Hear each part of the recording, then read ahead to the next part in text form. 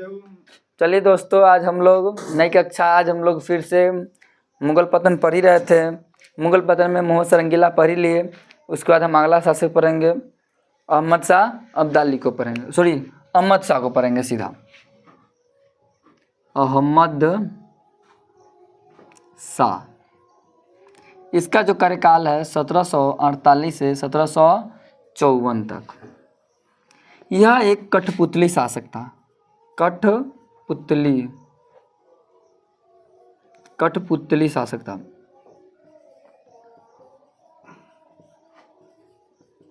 यह जो शासक था वो अपने खुद का निर्णय लेता था, इसके दूसरे व्यक्ति से निर्णय लेता था। निर्णय कौन लेता? दूसरा व्यक्ति उधम बाई था।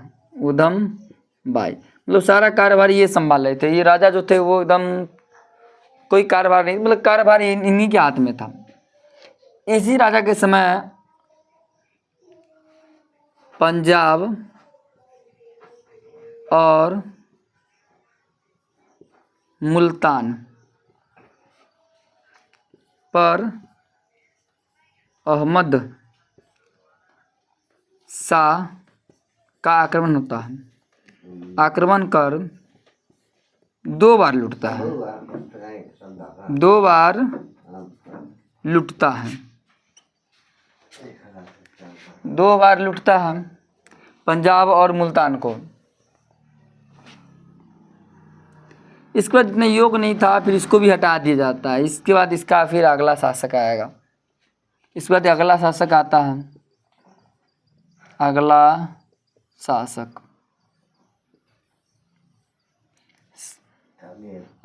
कौन आएगा? शाह आलम द्वितीय। शाह आलम द्वितीय। शाह आलम द्वितीय आएगा। इसका कार्यकाल होगा, जिसे इसका 1754 हुआ, 1748 से 1754, तो इसका होगा 1754 से 1758 तक। ये भी एक कठपुतली शासक था। यही शाह आलम द्वितीय के समय 1757 में प्लासी का युद्ध होता है। प्लासी का युद्ध होता है। इस समय एक बार और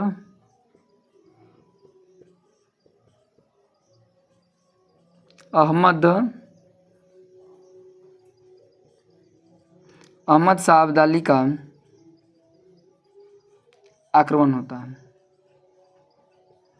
फिर ये पंजाब मुल्तान को लूटता है। मतलब ये एकदम इसका सारा कोष खाली हो गया था। मतलब कोई आप समझो एक तरह से क्या था इस विदम। अब ये आगरा जो इलाहाबाद उसमें वो सीमित होने वाला था। इसके बाद हम अगला शासक को पढ़ेंगे। कौन होंगे? शाह आलम द्वितीय का था, आलमगीर द्वितीय होंगे। तो हम अगला इसका शासक के नाम पढ़ रहे हैं हम लोग। इसको मिटा रहे हैं।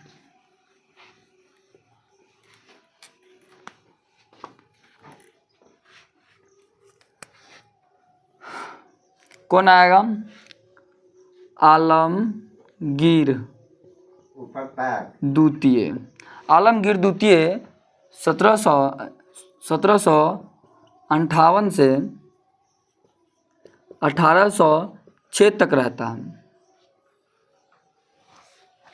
ये भी कोई योग था नहीं। ये भी क्या था? कठपुतली था। इसका निर्णय दूसरा ले रहा था।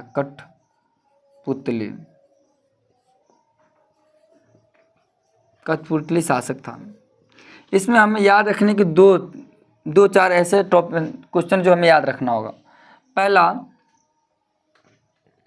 पहला हमें याद रखना होगा कि 1759 में बेदरा का युद्ध होता है। बेदरा का युद्ध।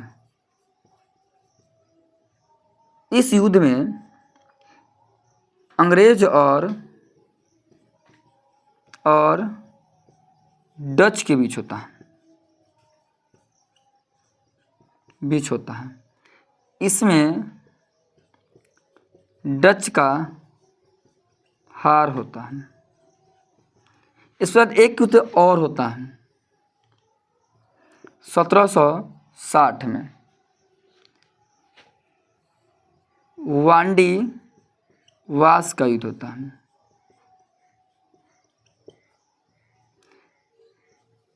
अंग्रेज और फ्रांस के बीच होता है।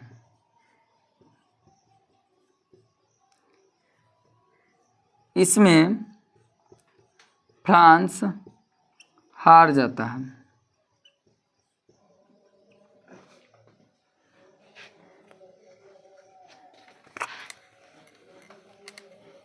फ्रांस हार जाता है। इससे आगे एक युद्ध और होता है। ये जो युद्ध देख रहे हैं 1759 जो बेदरा का युद्ध, ये विदेशों से लड़ता है अंग्रेज। 1760 में फ्रांस से लड़ता है। लेकिन जो अगला युद्ध जो हम देख रहे हैं इसी समय आलमगीर द्वितीय के समय होता है 1761 का युद्ध। 1761 का युद्ध, इसमें ये मराठा और अहमद शाह अब्दाली के साथ होता है। अब्दाली के साथ होता है। इसमें मराठा का घोर हार होती है।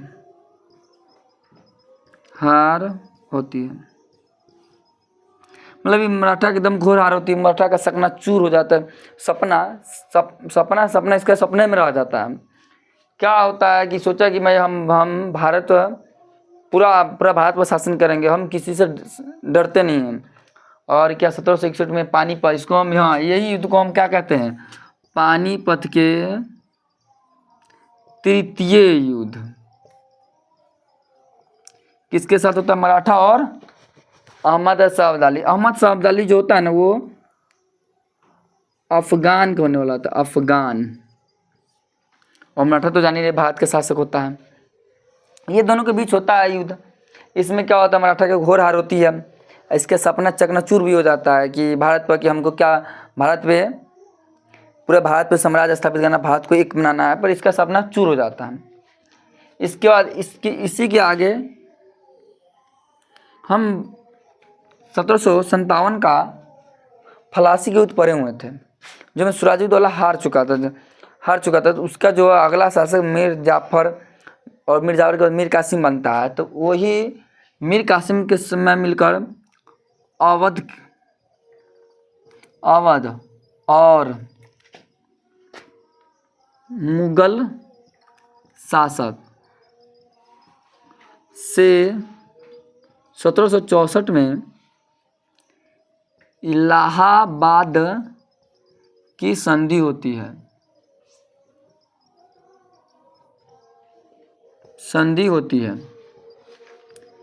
तो इसमें क्या होता है इस संधि में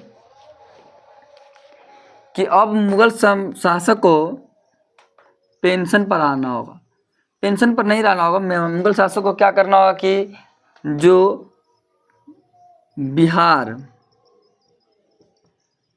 बंगाल, उड़ीसा, असम का दीवानी मामला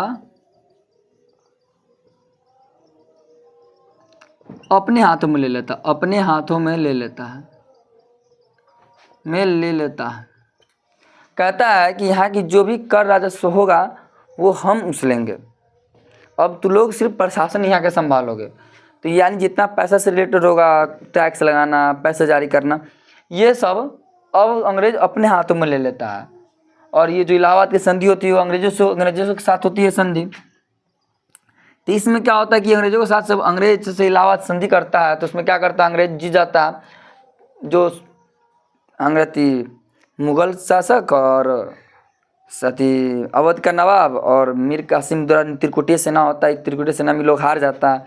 हार जाने के बाद इसके साथ इलाहाबाद की संधि होती है।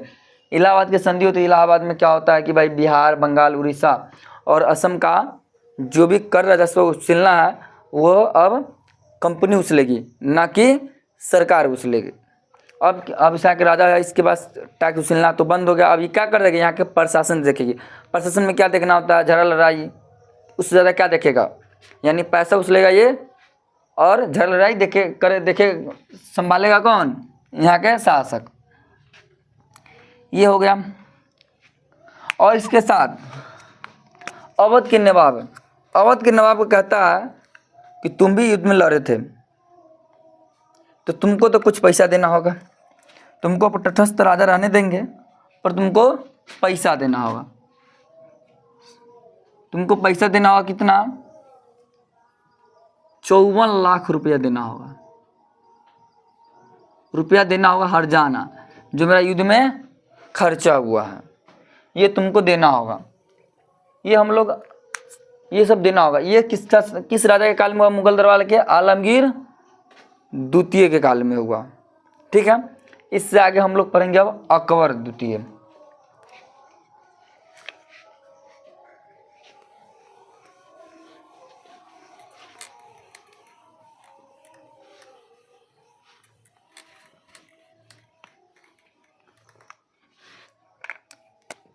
अकबर द्वितीय जो 1806 से लेकर 1837 तक रहता है। ये एक कठपुतली शासक है, कठपुतली शासक है। भारत का ये पहला मुगल शासक जो है, जो अब पूरी तरह से अंग्रेज के पेंशन पर निर्भर है, अंग्रेज के पेंशन पर निर्भर है। युग था नहीं। अब क्या करता है कि जिसके 26 लाख पेंशन मिलते रहता है, तो सोचता है कि पेंशन 26 लाख मिलता है, इनको 26 लाख पेंशन मिलता है, मतलब इस पेंशन में इनको गुजारा भत्ता हो नहीं रहा था। तो सोचा भाई इस पेंशन में गुजारा भत्ता नहीं हो रहा है, तुम क्या कहते हैं, अंग्रेज को कहते हैं कि मेरा पेंशन बढ़ा दे। इसलिए वो क्या करता है, राजा राम मोहन राय को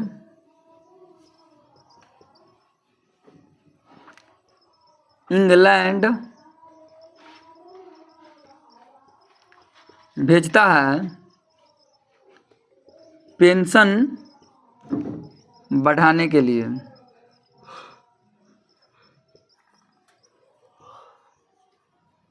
हाँ, राजा मोहन राय को ही राजा के जो उपाधि है ना, यही शासक अकबर द्वितीय दिए हुए थे। अकबर द्वितीय दिए थे कि ताकि इसको राजा को उपाधि दे देंगे, जाकर मेरा क्या करेगा, पेंशन बढ़ा देगा। लेकिन राजा राम मोहन राय इंग्लैंड थी, जापान को होते रास्ते जाकर वहाँ पे एक नाव हलचल हुआ, और शायद इनके माथा पे एक शायद बॉक्स गिरा, इनका डेथ हो गया, देहांत हो गया, तो राजा मोहन राय वहीं पर मर गया। इसके बाद अगला शासक बनता है बहादुर शाह। इसको द्वितीय बोला जाए तो, या जाफर बोले तो। ये इसका कोई ज़्यादा रोल नहीं रहता, ये तो बुरवा में शासक बनवे करता है। 1857 के समय विद्रोह में साथ देता है, इसमें एक इसको 1857 में विद्रोह, पूरा भारत के समय भारत का शासक भी बन जाता है। लेकिन ये कठपुतली रहता है, इसके पास मतलब एकदम 84 वर्ष के शायद हो ही गया रहता है, 60-70 प्लस ही था इनका उम्र। तो यही 1857 के विद्रोह। और हम लोग ये आज क्या पढ़ लिए, सारे मुगल शासक पढ़ लिए। इसके बाद हम लोग उसके क्षेत्रीय राज्य के राजा पढ़ेंगे। मराठा हो गया, मराठा के बाद हम लोग क्या मराठा पढ़ेंगे, बंगाल पढ़ेंगे, हैदराबाद पढ़ेंगे, अवध पढ़ेंगे।